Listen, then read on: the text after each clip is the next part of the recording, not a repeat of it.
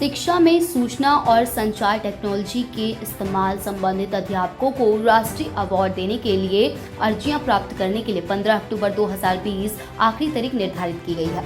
इसकी जानकारी देते हुए शिक्षा विभाग के एक बुलारे ने बताया कि राष्ट्रीय अवार्ड साल 2018 और 2019 के लिए दिया जाना है और इसलिए अध्यापक ऑनलाइन अप्लाई कर सकते हैं। वहीं अधिकारी के अनुसार स्कूल में शिक्षा के लिए आईसीटी के इस्तेमाल के लिए अध्यापकों को प्रेरित करने के लिए भारत सरकार की तरफ से आईसीटी स्कूल स्कीम के अंतर्गत यह अवार्ड दिए जाने हैं। डेस्क रिपोर्ट जनहितैषी न्यूज।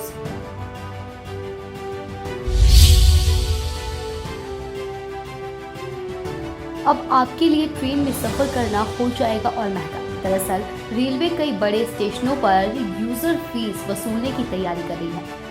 यह ट्रेन टिकट का हिस्सा होगा। रिपोर्ट के अनुसार ऐसी कोच में यात्रा करने वालों को ज्यादा यूजर फीस चुकानी होगी। SC1 में यात्रा करने वालों को 30 रुपए यूजर फीस के तौर पर देने पड़ सकते हैं। SC2 और SC3 में यात्रा करने वालों के लिए यूजर फीस कम होगी, जबकि स्लीपर क्लास के यात्रियों के लिए मामूली होगी। रिपोर्ट के मुताबिक मिनिमम यूजर फीस 10 रुपए होगी। रेल मंत्रालय इस बारे में एक प्रपोजल पर काम कर रहा है, जिसे जल्द ही मंजूरी के लिए कैबिनेट में रखा जाएगा। सूत्रों के मुताबिक इस बात पर चर्चा चल रही है कि क्या गैर आरक्षित श्रेणी और उपनगरीय रेल यात्रियों से मिनिमम यूजर फीस वसूला जाए या उन्हें इससे मुक्त किया जाए। रेल मंत्रालय कैबिनेट की मंजूरी के लिए जो प्रपोजल बना रहा है, उसके मुताबिक यात्रा करने के बाद भी यात्री को यूजर फीस देनी होगी। साथ ही अगर आप किसी को छोड़ने या लेने रेलवे स्टेशन गए हैं तो आपको प्लेटफॉर्म टिकट के अलावा विजिटर फीस भी चुकानी पड़ सकती है। रेलवे बोर्ड के सीईओ और चेयरमैन वीके यादव ने हाल ही में कहा था कि यूजर फीस से आम यात्रियों को परेशानी नहीं होगी। यूजर फीस के बारे में अगले महीने अधिसूचना जारी हो सकती है। रेलवे ने कई दिल्ली रेलवे स्टेशन और मुंबई के छत्रपति शिवाजी टर्मिनस के पुनर्विकास के लिए निजी कंपनियों से बोली स्वीकार करने की अंतिम तिथि 6 नवम्बर तय की है। यूजर फीस कई कंपनियों के लिए एक तरह से रेवेन्यू की गारंटी होगा। नकदी संकट से जूझ रही रेलवे पीपी मोड पर 50 स्टेशनों को रीडेवलप करने के लिए फंड जुटाने के वास्ते यात्रियों पर यूजर फीस लगाने की योजना बना रही है। प्रपोजल के मुताबिक ट्रेन से उतरने वाले यात्रियों से यूजर फीस के 50% के बराबर रकम वसूल की जाएगी। इसी तरह प्लेटफॉर्म टिकट खरीदने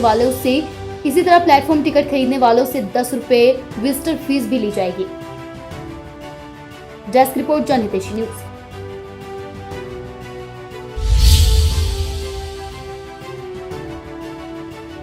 अक्टूबर से अनलॉक 5 शुरू हो रहा है। इसके तहत गाइडलाइंस तैयार करने का काम अंतिम चरण में है। प्रधानमंत्री नरेंद्र मोदी ने पिछले हफ्ते कोरोना वायरस से सबसे ज्यादा प्रभावित 7 राज्यों केंद्र शासित प्रदेशों के मुख्यमंत्रियों से वर्चुअली बात की थी।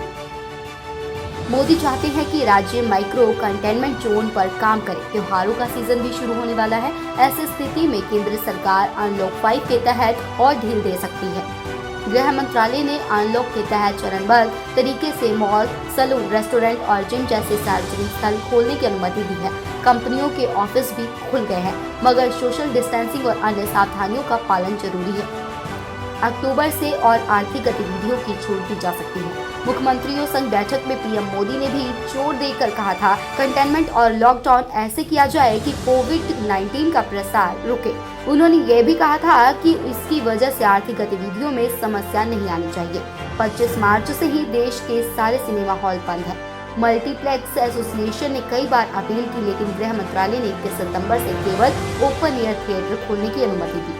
अगस्त में सूचना एवं प्रसारण मंत्रालय के सचिव अमित खरे ने गृह मंत्रालय को थिएटर्स में सीटिंग प्लान का फॉर्मूला भेजा था। इसके हिसाब से पहली पंक्ति में एक सीट छोड़कर दर्शक बैठे और उसके बाद वाली को खाली रखा जाए ताकि सोशल डिस्टेंसिंग मेंटेन हो सके।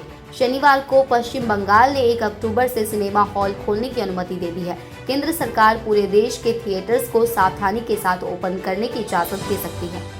कोरोना वायरस के चलते सबसे ज्यादा प्रभावित सेक्टर्स में से एक टूरिज्म है। हाल ही में ताजमहल समेत कुछ पर्यटन स्थलों को खोला गया। अनलॉक 5 के तहत और टूरिस्ट सेंटर खुल सकते हैं। फिलहाल इंस्टीट्यूशनल क्वारंटीन के नियमों के चलते पर्यटक जाने में हिचक रहे हैं। उत्तराखंड सरकार ने इसकी जरूरत खत्म कर दी है। केंद्र के निर्देश पर बाकी राज्य भी ऐसा कर सकते हैं। अनलॉक 4 में 21 सितंबर से कक्षा 9वीं से 12वीं तक के स्कूल खोलने की छूट थी। हालांकि कुछ ही राज्यों ने स्कूल खोले हैं। प्राइमरी क्लास के स्कूल फिलहाल बंद ही रखने की संभावना है। यूनिवर्सिटीज और कॉलेजों में एडमिशन की प्रक्रिया शुरू हो गई है। फिलहाल ऑनलाइन तरीके से सारी कवायद की जा रही है। डेस्क रिपोर्ट, जनहितैषी न्यूज।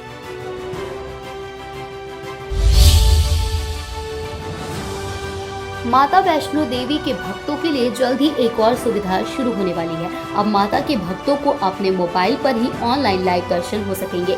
इसके लिए माता वैष्णो देवी श्राइन बोर्ड की तरफ से काम शुरू कर दिया गया है। अक्टूबर में इस ऐप को शुरू करने की तैयारी है। इसके जरिए भक्तों को माता के दर्शन और आरती से लेकर हवन ऑनलाइन लाइव देखने को मिलेगा। इससे पहले श्री माता वैष्णो देवी श्राइन बोर्ड ने भक्तों के नाम पर पूजा की बुकिंग शुरू कर दी है। बुकिंग करके लोग अपने नाम से पूजा करवा सकते हैं। बोर्ड भक्तों के घर प्रसाद भी भेजेगा। कोरोना महामारी के कारण 6 महीने तक माता का भवन बंद रहा। इसके बाद अगस्त में यात्रा को SOP के तहत फिर से खोला गया। इसमें भक्तों की गिनती को तय रखा गया, लेकिन कोरोना के कारण भक्त पहुंच नहीं पा रहे। ऐसे में बोर्ड की तरफ से ऑनलाइन व्यवस्था के तहत लोगों के घरों में प्रसाद पहुंचाने का काम शुरू किया गया है। श्री माता वैष्णो देवी श्राइन बोर्ड ने डाक विभाग के साथ श्रद्धालुओं के लिए प्रसाद की होम डिलीवरी शुरू कर दी है। जो तीर्थ यात्रा के दौरान तीर्थ यात्रा नहीं कर सकते हैं, उनके लिए ये सुविधा शुरू की गई है। लोग बोर्ड की वेबसाइट पर अपने नाम की पूजा बुक कर सकते हैं।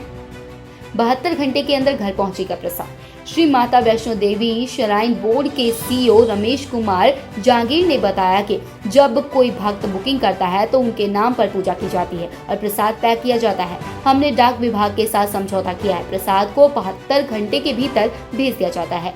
प्रसाद के लिए 3 पैकेज तैयार किए गए हैं, जो 500 रुपए से लेकर 2100 रुपए तक का है। श्रद्धालु पैकेज की बुकिंग करके ऑनलाइन भुगतान कर सकते हैं। उसके बाद प्रसाद उनके घर भेज दिया जाएगा। 500 रुपए के पैकेज में 200 ग्राम का एक पैकेट ड्राई फ्रूट्स का, 2 पैकेट मिक्स प्रसाद, 10 पैकेट पाउच प्रसाद और 2 पटका, 1 पैकेज रक्षा सूत्र लाल, 1 पैकेज रक्षा सूत्र काला रखा गया है। 1100 के पैकेज में 300 ग्राम का एक पैकेट ड्राई फ्रूट का, 3 पैकेट मिक्स प्रसाद, 1 पीस माता की चुन्नी, 2 बुकलेट स्रोत संग्रह, 4 पटका, 1 पैकेज रक्षा सूत्र लाल, 1 पैकेज रक्षा सूत्र काला, 1 5 ग्राम चांदी का सिक्का भेज दिया जाएगा।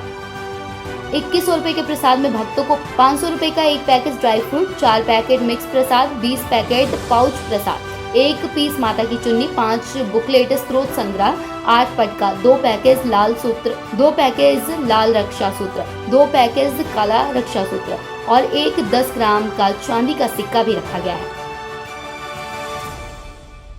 डेस्क रिपोर्ट, जनहितैषी न्यूज।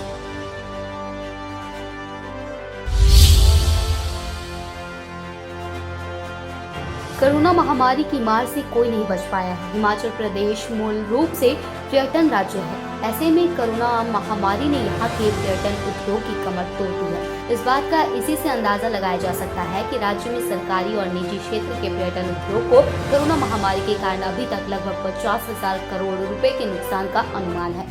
वहीं राज्य की सीमाएं सभी के लिए फिर से खोल दिए जाने और पर्यटकों के लिए फिर से पहाड़ों का रुख करने से इस उद्योग में फिर से सांसें आने की उम्मीद जागी है। हिमाचल प्रदेश में कोरोना महामारी के चलते अधिकांश होटल बीते 6 महीने से अधिक समय से पूरी तरह से खाली है। पर्यटक उद्योग पर किस कदर कोरोना महामारी की मार पड़ी है, इस बात का अंदाजा यहाँ से भी लगाया जा सकता है कि शिमला में स्थित पर्यटन विकास निगम की कोर्ट रोड और माल रोड को जोड़ने वाली लिफ्ट की आमदनी 1/3 से भी कम हो गई है। शिमला हो या फिर मनाली, कसौली, चायल, धर्मशाला या डलहौजी, सभी पर्यटन स्थल सैलानियों के स्वागत के लिए तैयार हैं। वहीं देवभूमि हिमाचल के धार्मिक स्थलों में भी पंजाब व अन्य राज्यों से भक्तों के आने की संख्या बढ़ने लगी है। वह ऐसे में आने वाले दिनों में पहाड़ों पर गिरने वाली बर्फ भी पर्यटकों को आकर्षित करेगी। उम्मीद है कि इस बार कोरोना महामारी के बावजूद प्रदेश में सर्दियों का पर्यटन सीजन चल निकलेगा और मंदी की मार से कुछ राहत मिलेगी। डेस्क रिपोर्ट, जनहितैषी न्यूज।